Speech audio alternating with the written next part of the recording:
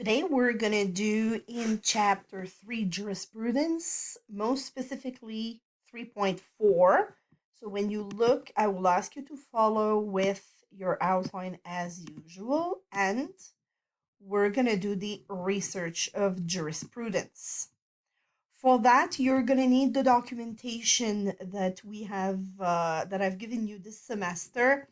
So if you go to your documentation, you're going to need to find where it says Annuaire de jurisprudence et doctrine du Québec, okay, because that's the document that we're going to be working with today. So the photocopies that you have in your documentation are excerpts from the Annuaire de jurisprudence et doctrine du Québec. So we have some in the library. They look like this. Okay, I've made some photocopies, and as you can notice here, we have the 2006 here, tome 1, and 2006, tome 2. And I'm going to come back to this and why is it important in a few minutes. So, yes, I know we still use the good old books. You're probably wondering, well, we have internet and everything. Why would we need to have those dusty old books? Well, there are a few different reasons. First, when a case is very old, like the one that I've just stated, Salomon versus Salomon, you see the references it's a case from UK which dates back 1896. So this is not something that you can find online. When a case is that old, you can't find it online. Okay, so you can't just use a copy from a website somewhere. You're gonna need to find the actual book and make photocopies from that book if you're pleading a case in court. Another reason, well, not all cases are reported in an online product. And that's very true because when you have online products, just like any paper product, they don't select every single case, okay? They make a selection of what they think is the most important or relevant for their reporters or the annuaire, and they use a selection. Okay, so it's not every single case. So if you use one product in comparison to another, you're gonna have different cases in different products. Not all law firms subscribe to online products. It's very true. If you work in a small firm, maybe they'll have access to one online product and then they'll have access to paper versions of cases that you can do older researches in it. Even if you have large law firms, they will sometimes ask you to do a research in paper books because they need cases that are older than what they have on the online products. Yeah?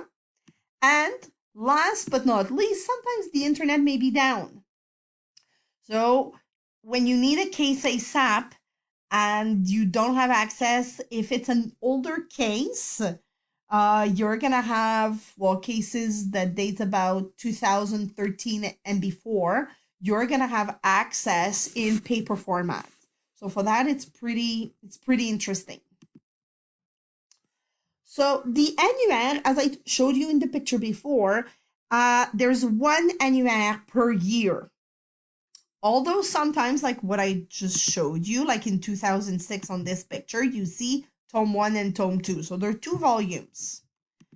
Depending on the year, there might be too many decisions or summaries and too much information. So the book would be too big and too hard to handle. So to make it easier, they divide it into 2 sections. Okay, so, well, 2 volumes, sorry. So volume 1 and volume 2. To do the full research, when you're in the library, make sure that if it's a year that has 2 volumes, you need both of them to be able to do the research. Otherwise, you're going to have parts of the book that are missing. All the examples that we're going to use in the photocopies that I've given you are from the Annuaire of 1992, not 2002. Just for logical purposes, when do you think that the Annuaire 1992 was physically printed. Well, it's easier to understand if all the decisions are rendered in 1992, then obviously they have to wait until after the end of the year to be able to print it. So the volume 1992 was printed in 1993. So next, just checking, hold on. 1992, so following. So in your annuaire, you have different sections. So I'm going to present you briefly the different sections. And then we're going to look in another capsule at 3.5, the different search methods. So there are 4 search methods. When you look at your sections of the annuaire, the first thing that you see is the table, table des abréviations. As you will notice, yes, it's in French. Why? Because the annuaire is in French. There is no Annuaire de jurisprudence et doctrine du Québec in English. So if you're going to talk, let's say it's an exam and I ask you a question, you're going to have to talk about the sections in French. The answers will be in English, but you can have the tables and the different parts of the book are going to be called in French. Also, instead of writing Annuaire de jurisprudence et doctrine du Québec every single time, you can refer to it only as the Annuaire. Okay, so that will make your life easier. So the first one that we have is a table of abbreviation. If I take my Annuaire, and even before, so you see I've taken the photocopies from 1992. Go down. Sorry. Won't be long. Okay. The first thing, I'm not talking about it in the presentation because it's not something that is an absolute or something that you're going to use in an answer, but it's something that you're going to use often when you actually do research. Table des matières, so the table of content. And in there, you're going to see we have les notes explicatives, la table des abréviations, etc., etc.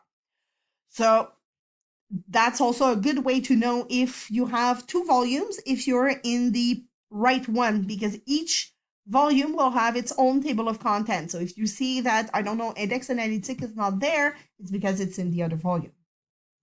So if I keep going, I'm gonna get to a section called note explicative.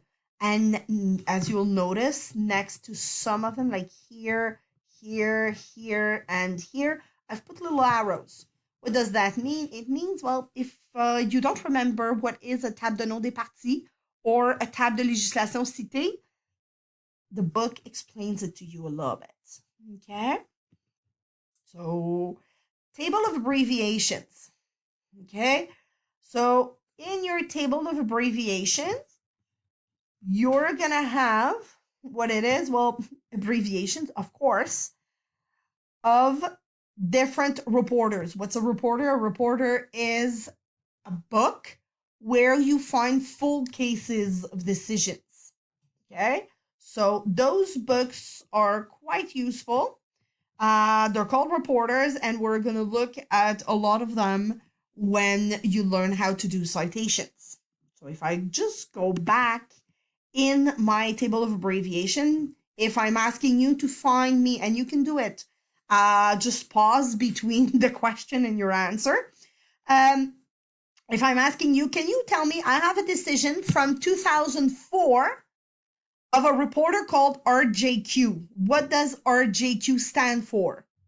Well, what you're going to do, you're going to take your table des abréviations, and you're going to go to RJQ here, and you see up until 1986, it was called Rapport judiciaire du Québec.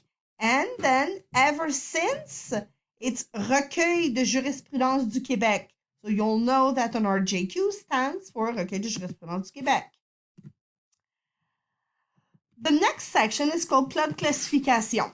Plan de classification, in English, it's a classification scheme. So if I go here, you'll see every annuaire has one. So it gives you information as to, okay, in this book, they talk about administrative and all of this most specifically related to administrative. Okay, so it's not something that you use on a day-to-day basis, but this is how the book is divided. So the annuaire is divided according to this scheme, the classification scheme. Oops, I went too far. Here, plan des sommaires. So in plan des sommaires, what do you have? Well, plan des sommaires, we're going to use it a whole lot. So first, there is a list of doctrine on general subject related to the category.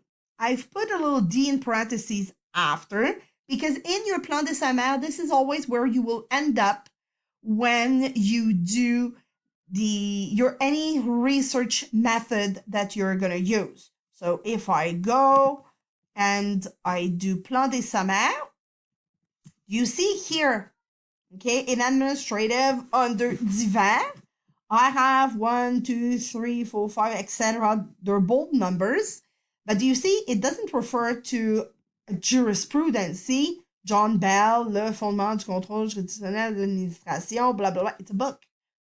So at the beginning of each section in your plan des sommaires, you have a list of books and periodicals related to that topic. And then when you move forward, you see, I switch to the following page, starting with the bold number 19. See how different it is. I have here a summary. And here at the end, what do I have? I can't really click on it, but Bisson contre Québec, procureur général with a reference. This is the name and reference of that case. Okay, so when you get to a result in your Annuaire de jurisprudence doctrine du Québec, you're going to find your case summary, and at the end of your case summary, the name and reference. I'll come back to D when we do index analytique also. So in plan des sommaires, you find summaries of jurisprudence related to the category. And you'll see that some cases, for instance, Albert versus Johnson, there is a little star next to it here. The little star means that the case has been appealed. So let me just go back and try to see if, not this one, but I'll try to find one. Hold on, of course, it's when you're searching for something. No, not this one.